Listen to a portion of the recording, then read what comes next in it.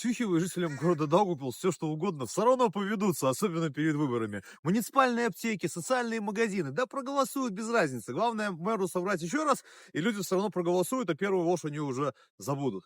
И ведь жители города Даугавпилс не будут задумываться, как это получилось так, что вечный огонь потушили перед тем, как пророссийскому мэру дать доступ к гостайне.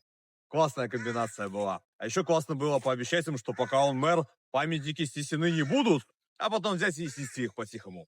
Tas ir viss ļoti smieklīgi un stulbāvāti, protams, tam ticēs un balsos kā vajag, jā, bet valstiskā jomā, vai tad tas bija pareizi?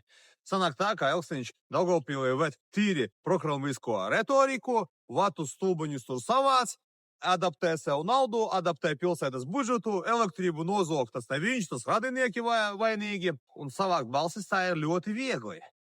Cilvēki tic tam Krievu populismam.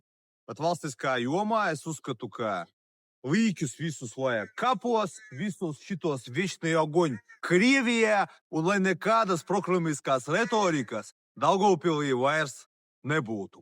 Un man ir kauns, ka visi Latvijas politiķi par to klusē. Un Nacionālā apvienība un vienotība jau skaidrs, kāpēc klusē. Un progresīvie, tāpēc es, Artūrs Burinskis, esmu pret Kremli un uzskatu, ka ar to ir jācīnās. Un mēs cīnīsimies ar to un Saeimas vēlēšanās, un pašvaldībās, un cik vajag. Lai visus šitos līķus kapos un uz Krieviju.